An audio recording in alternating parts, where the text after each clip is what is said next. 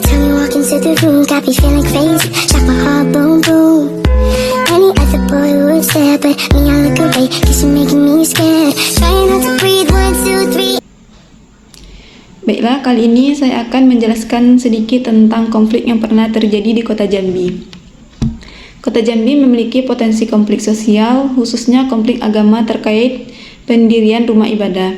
Sejarah konflik agama di Indonesia mencatat bahwa rumah ibadah menjadi salah satu sumber konflik potensial yang seringkali berujung pada perusakan dan pembakaran. Terkait hal tersebut, perlu dilakukan upaya agar konflik ini tidak berkepanjangan, salah satunya dengan cara kearifan budaya lokal yang tumbuh di masing-masing daerah. Dikatakan juga bahwa sebagai kawasan majemuk, Kota Jambi juga tak luput dari konflik pendirian rumah ibadah yang terjadi di 3 wilayah, namun tidak berkepanjangan. Pola konflik diawali dengan aksi damai masyarakat Muslim terhadap pendirian gereja di pemukiman mayoritas Muslim. Konflik tersebut tidak berlanjut menjadi anarkis karena kearifan lokal masyarakat Kota Jambi menyelesaikan perkara melalui mufakat bersama tua-tua Tengganai, tokoh adat, dan tokoh agama. Pada kali ini, studi kasus yang saya ambil yaitu terjadi pada tahun 2019 di mana Gereja Huria Kristen Batak Protestan atau HKBP Salom Auduri di Penyengat Rendah Jambi disegel oleh pemerintah setempat karena konflik dengan warga sekitar. Nah, konflik tersebut dipicu oleh yang pertama itu ada persepsi warga sekitar tentang kehadiran gereja di lingkungan mayoritas Muslim.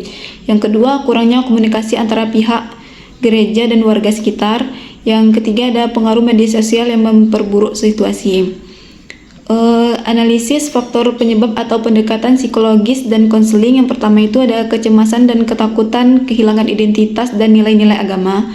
Yang kedua ada prasangka antara umat beragama.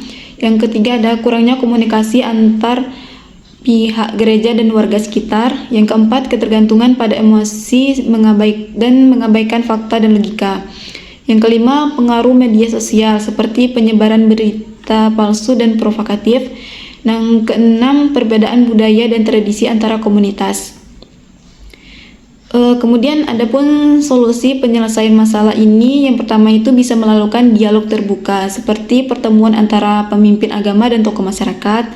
Yang kedua, pendidikan kesadaran, yaitu meningkatkan kesadaran tentang toleransi dan kerukunan beragama.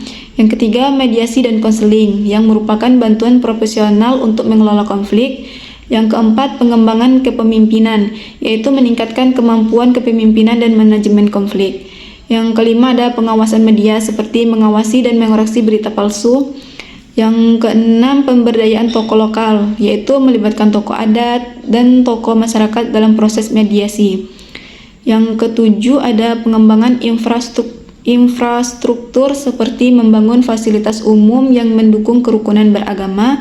Dan yang terakhir ada peraturan pemerintah yaitu mengatur dan mengawasi kegiatan berkeagamaan.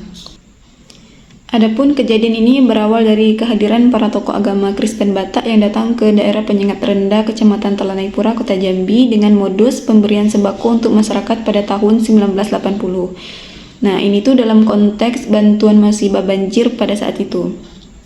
Masyarakat yang menerima sembako semuanya beragama Islam menandatangani lembaran kertas penerimaan sembako. Selanjutnya, tanpa sepengetahuan masyarakat, ternyata lembaran bertanda tangan penerima sembako tersebut disalahgunakan oleh kelompok tokoh agama Kristen Batak untuk persyaratan pendirian Balai Pertemuan Agama Kristen di daerah tersebut, sebagai persyaratan maupun bukti dukungan masyarakat setempat. Sebelumnya di lokasi yang sama juga telah didirikan Taman Kanak-kanak atau TK Pelangi untuk anak-anak Kristiani yang merupakan embrio awal dari balai pertemuan yang akan didirikan tersebut.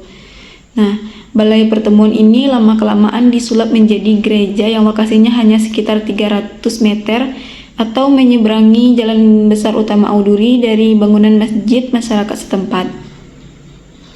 Masyarakat setempat menolak kehadiran gereja yang berdiri di wilayah permukiman masyarakat yang beragama Islam sehingga menyebabkan konflik tersebut. Meski demikian, konflik tersebut tidak melahirkan anarkisme ataupun bentuk tindakan kekerasan lainnya terhadap minoritas penggunaan gereja tersebut. Kearifan lokal melalui seloka adat menjadikan kebiasaan masyarakat Melayu di Kota Jambi menyelesaikan perkara melalui mufakat bersama tokoh agama dan tokoh adat, yang kemudian memberikan pemahaman kepada masyarakat setempat agar mengadukan persoalan apapun itu ke pihak berwenang, yakni lembaga adat dan pemerintah. Kasus ini pun akhirnya sampai ke Pengadilan Jambi, bahkan sampai ke Mahkamah Agung yang menyeret pihak pemerintah daerah ke ranah hukum tersebut dengan penyelesaian bahwa gereja tersebut tidak memiliki izin sehingga aktivitas peribadatan di gereja tersebut dipindahkan ke gereja lain yang sudah mendapatkan izin dari pemerintah.